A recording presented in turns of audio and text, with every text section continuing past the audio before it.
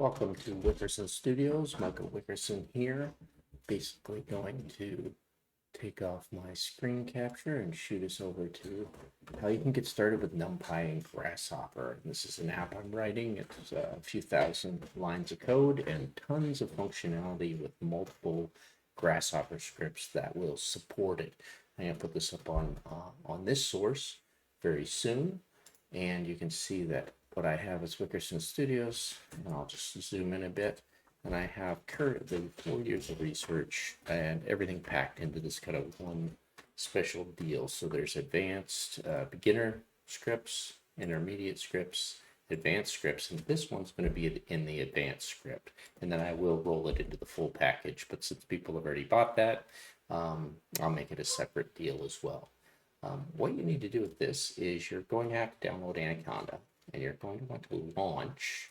You're going to have Rhino and Grasshopper, but this is a special thing. I'm running a PowerShell prompt. That's exactly what I'm going to do here for a second. Load this up, and I'm going to run pip install ghops server and Flask. And that should get me up and running. And there we go. And that will allow me now to jump into something like Visual Studio Code. And because I pay for GitHub Copilot $10 a month and other people don't have it, you'll probably be interested in loading up everything here. But I have already 3,000 lines of code supported, and I'm going to finish this off and show you how it's done today. But this is what you need: Visual Studio Code up and running, and you would have to go in, download the scripts from Wickerson Studio when they're available, and open that app over here.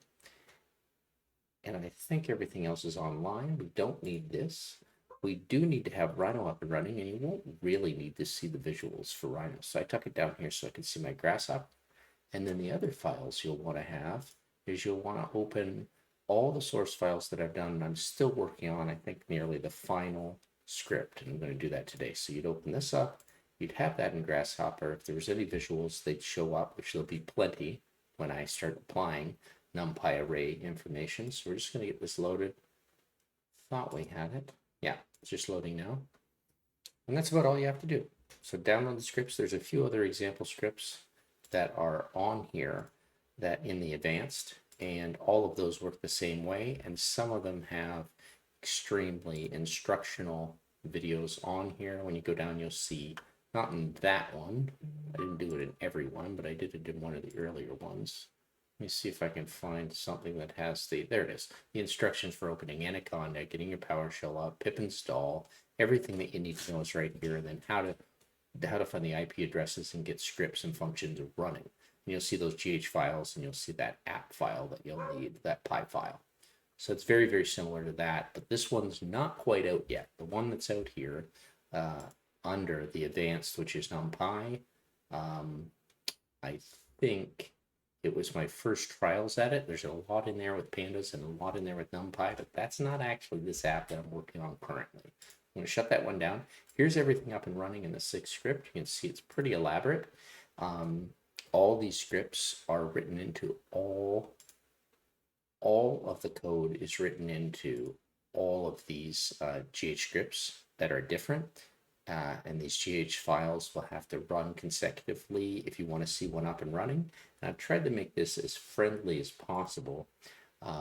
So whenever you have a node that's up and running, so long as you are saving and running your file, and you get that IP address, everything should work very clearly, hopefully.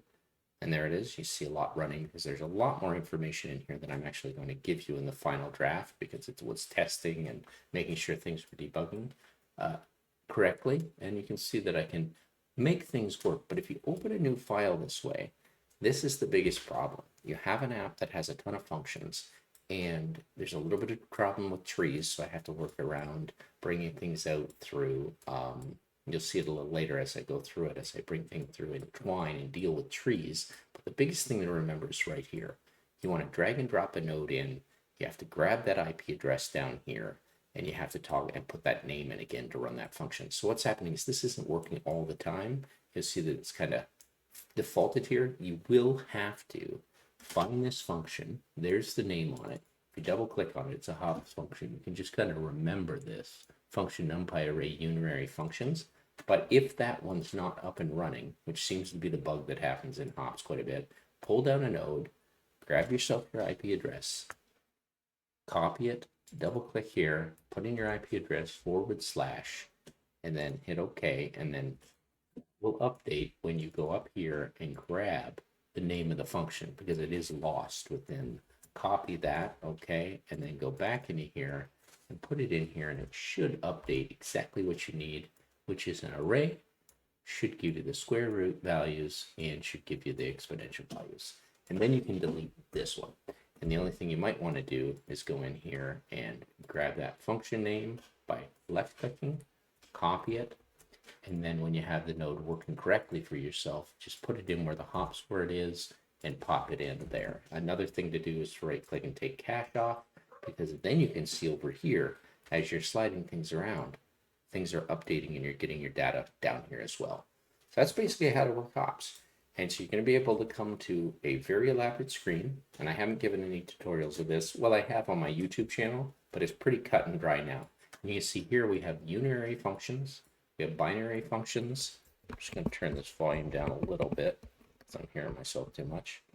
And I've got everything else running here on this section 6. I use the mesh grid function. I am staying with kind of a 4x4.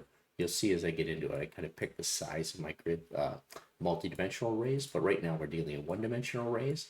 All the instructions are there. They should line up. I will clean up these names so you don't have these numbers after it, but you can see how much trouble I had in writing this. You'll find there are some bugs that you have to go through in renaming a file. And there will be some visuals later on. This one has a little curve problem that's having trouble with this data, and that's because I don't have any data running through it, or I haven't charged it, and you'll see the same thing. That's a real trouble with this. And the end line is the thing that solves the fact that array list to tree does not work in Grasshopper Canvas. So you have to find a way of outputting within the scripts all of these arrays numbered as lists, which is kind of similar to writing any plugins in C# or in Python for that matter, that you have to say the amount of outcomes that you want. And that kind of stinks, but you have to do it. You can try some try an exception values and write the script to that, but I'm going to deal with mainly 4x4 arrays and see how this ends up working. So yeah, I have to get everything up and running again. And all the codes have to be pulled in again, but at least you know what you need to have. And everything's here so you can actually get started. If you have questions, you can reach out to me. So currently, I'm hammering through these, and I'm getting right to this section, the Boolean arrays. I'm going to come down to the end of my script. I'm going to use my GitHub Copilot, which is a pretty powerful thing. Boolean arrays already wrote this, and as I run this, stop it. I'm going to run it again. You're going to see that it runs, it produces the data that's needed right there in those final arrays. And I'm going to keep going through methods for Boolean arrays, and I'm going to do unique for other set logic, linear algebra functions, get a couple of random walks in there, and we should finish up with conclusion for NumPy. So we're nearly done this. And I use a lot of GitHub Copilot for this, which is kind of interesting. And this was the sense that I was going to use the sum function, which was going to be interesting, and I was going to keep going with it. But I'm not going to bore you with that. I basically just wanted to get you set up, let you know that these files will all be ready. You'll be able to load them up. There's just some problems with hops that you have to fiddle around, and I'll try and help you out with that. So thanks for listening to that. I'm going to go back into my stopper.